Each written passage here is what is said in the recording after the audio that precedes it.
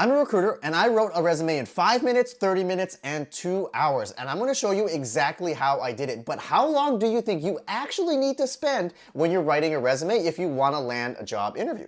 And make sure you stay to the very end of the video because I'm also gonna show you the best resumes according to the internet and explain to you why they're actually bad resumes and gonna get you rejected. So first, I'm going to show you how to make a resume from scratch in under 5 minutes. And now that we have great AI tools like ChatGPT and Google Gemini, we're going to have to utilize those to give us a head start. So first, I found a job description for a technical recruiting job that I would want. And for you, just choose any job description of a job that you're interested in, copy the text, and then put that into ChatGPT and ask it to generate a resume for you based on that job description. Now, the great thing is if you use Google Gemini, it'll actually allow you to export that directly into Google Docs, just like this. And then all you got to do is replace some of the filler words that they have right here, like your name, email, phone number, LinkedIn address, and just paste that right into the file directly, which is going to save you a ton of time. And you can see it's already pretty much optimized for the ATS because they have a summary section here at the top, and they even give you some fill in the blanks to go ahead and add in this summary section in order to make you stand out whenever you're applying for a job. Because remember, recruiters will read your resume from top to bottom. So in your summary section, make sure you highlight your years of experience, the relevant domain or industry experience that you have, particularly if it's like a software engineering or product manager role. You need to highlight the specific skills or technologies that you know. And then you're going to want to go into your work experience. Now, if you have been working for less than 2 years, you may want to have your education section come after your summary, but because I've been working for over 7 years, I'm going to have my work experience come second. And then all I'm doing here is replacing each of the different jobs with the companies that I worked for and my official job titles, and then putting the years in which I worked there. You do not need to put the months that you worked at a particular company. I would just stick with the years. And make sure that you remove any of the extra spaces that they created for additional jobs, because for me, I've only worked at 2 different companies. And then my education section will be last, and you don't have to worry about typing out your state or city because that's not really important, but you do want to put down what kind of degree you got, especially if it's related to the job. Now, I studied accounting and finance, and now that I work in HR, it's not actually that useful, but I still want to list that I have a bachelor's degree. And then here, all I'm doing is cleaning up some of the formatting because ideally, I want my resume to fit exactly on 1 page because I have less than 10 years of work experience, so usually you can get everything to fit under a page. If you have more than 10 years of work experience, then you can have a 2-page resume, but you want to make sure all 2 pages actually get filled. So I'm trying to remove some of the extra filler words or some of the soft skills that the AI put into my summary section, and I'm focusing more on my hard skills or my technical skills as it relates to this job.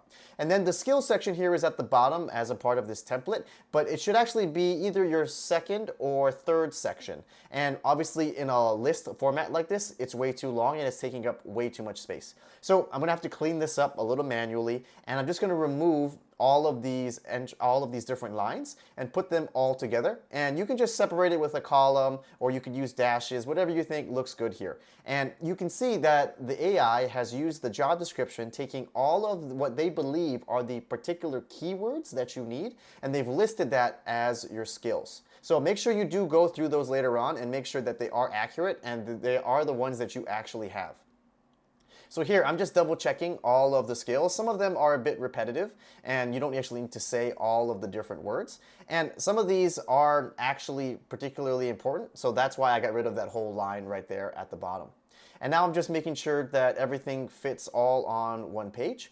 And I'm proofreading some of these bullets that the AI auto-generated for me based on the minimum qualifications and the responsibilities of the role. Now you can see down here, they actually gave me a template of what to type out if I wanted to write my own bullets. So I'm using those as ideas or prompts and then filling it in my own words using my own experience. Because obviously the AI has no idea what kind of work experience I have and where I've worked on the projects that I've done. So make sure you start each of your bullets with a strong action verb. And here I'm using words like created or developed, managed, achieved. And make sure you try to include numbers where possible and talk about the results. And the results should be oriented towards the business, the product, or the company, and what kind of positive impact that you had. You can think of these kind of like mini star examples, which is how I'm trying to write these. And I'm just using the prompts here in order to figure out what skills skills I actually want to highlight. And when you're done with your resume, you're going to want to save it as a PDF so you can use that to apply for jobs.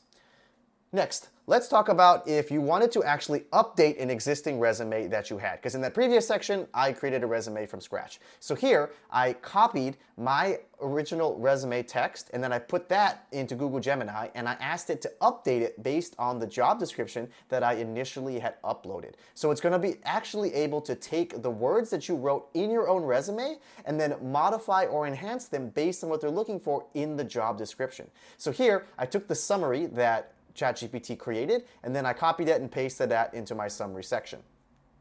And then you can see here, it took the exact words and numbers that I had used on my own resume under my first job, and then it's modified it slightly to better match the job description. So all I did was copy and then paste those back into my resume, and then I had to reformat them so the bullets came out a little cleaner. And then I did the same thing with my previous job. It took the same numbers that I had initially used and the same projects, but modified some of the skills to better match the job description and the job responsibilities. And then here you can see that before I switched into recruiting, I actually used to do consulting, and so some of that work is not relevant. But it doesn't fit on a page, so I had to shrink some of the font sizing down a little bit. And now I'm proofreading the summary that ChatGPT had created for me. Again, there's a lot of soft skills and filler words that you don't need, so I ended up removing those. And then because my previous role, because I did a career switch, is not actually relevant, I'm removing some of those unnecessary bullets that are not relevant for the recruiting job in which I'd now be applying for after my career switch. And then, of course, I save it as a PDF. Okay, so now what would you do if you actually had 30 minutes to write a resume? Well, I'm gonna take the first draft that I already put together in those first 5 minutes, and now I'm gonna spend a little bit more time making it a little nicer. So working first here on the formatting. You can see here, I'm trying to show that there's clear section dividers, and that's why I'm using the underlines. And now I can actually take my time, because I have 30 minutes, to look through and read all of the different words and the bullets that ChatGPT has created. A lot of it is very generic, so you can see here I'm replacing it with my own actual project. So for me, one of the cool projects that I think I want to highlight is opening a new office as a part of my recruiting strategy. And then I also want to make sure that it's customized and tailored towards whatever company or job that is that I'm applying for. And then some of these skills here are pretty generic and doesn't help me stand out. So that's why I'm swapping out some of these with stronger words that would better match the ATS. And I do know that, for example, org design is one of those unique skills that maybe not a lot of other recruiters would have, which is why I wanted to include that. And here I also want to show that I'm at a senior level as opposed to just being a technical recruiter, because I want to show my seniority. And then I also want to highlight that I did very well in school, so I showed that I graduated with a 4.0 GPA. And here, now that you have more time, you should actually go through some of these AI-generated bullets that ChatGPT created, because they're not tailored to you, they were just based on the job description. So here, I'm replacing these and using them as prompts, just like I did for the lower section, in order to figure out what projects I want to highlight here. And for me, I think DEI is actually a good thing, because I had worked on some diversity, equity, and inclusion projects, and making sure that I highlight the level of clients that I had supported.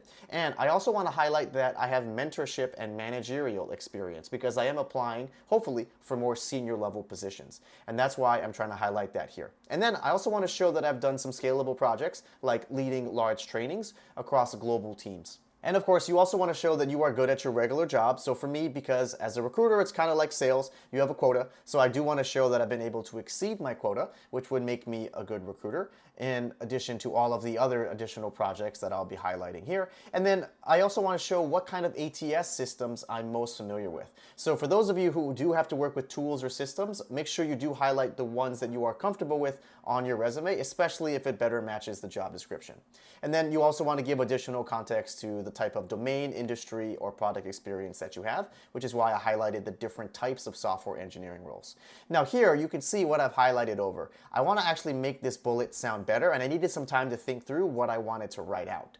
And so I decided to swap out a soft sounding verb with something a little bit more impressive. So I went with launched. And I like to highlight that it was a new recruiting program, because it's always more impressive to build something from scratch and new than to just edit something.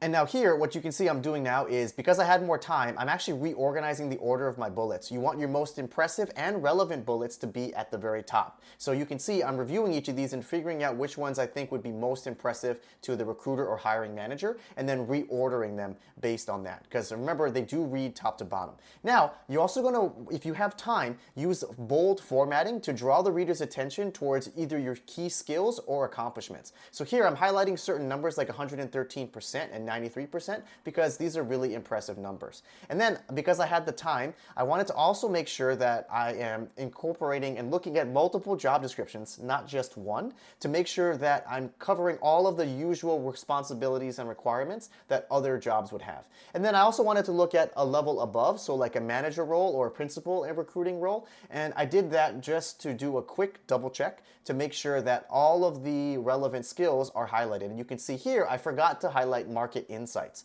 And so that's why I'm drawing and writing a new bullet here. And I would not have thought of that if I didn't reference other types of job descriptions. So when you are doing these, make sure you look at job descriptions that are at your level and the level above yours, just to get ideas of what you can include on your resume. And if you think about the skills that they want at the upper level, that's going to make you stand out at your current level when you're applying for these types of jobs. And of course, I want to make sure it's all fits on a page, and then I save it as a PDF. Okay, next, if I had 2 hours to update and write a resume, this is how I would spend the time. So I'm obviously going to focus now more on formatting because I didn't have a whole lot of time between 5 minutes and 30 minutes. So here you can see I'm adding line breaks visually so the reader can see a little bit easier what each of these sections are. Now, does it actually make a huge difference? Is this going to get you a job? Probably not, but because I have the time, I want to make sure it looks really nice, and that's why I'm adding these line breaks. And don't worry, these lines actually do not mess up your file when you upload it to the ATS, and that's why you can see here I downloaded it quickly as a TXT just to double check, and I can confirm that adding these line breaks does not impact how your resume shows up in the ATS. And now here, you can see that I'm actually trying to show that I got a promotion, and which I think is going to be helpful, especially for those of you who have gotten promotions very quickly after joining a new company. So here, I'm trying to show my career progression, and that's why I created a brand new job under the same company. And then you can see here, I wanted to show that my career has been progressing from junior all the way up to lead.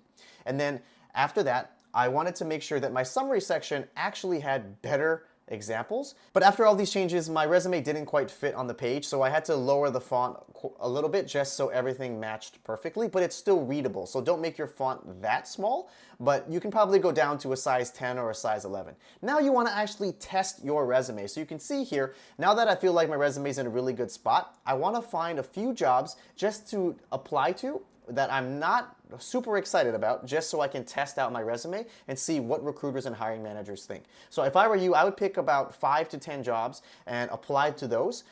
Don't use Easy Apply on LinkedIn because it doesn't include your resume. So you're going to have to find ones that are not on LinkedIn. That's why I had to shift over to Indeed here. And you're going to want to apply for probably 2 to 5 positions in the beginning, and then don't apply for any more.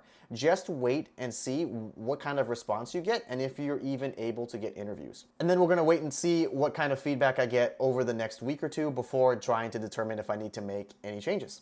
And now I want to show you what the internet thinks are the best resumes that you should be using whenever you're applying to a job. So you can see this one right here. It looks really good and it even has a photo, but you should definitely not have a resume like that in the United States because we do not need to see a photo of yourself. It's actually really unprofessional and recruiters hate that. Now this resume here, the Chicago resume template, is actually perfect. It's clean, it's simple, and it's easy to find your information.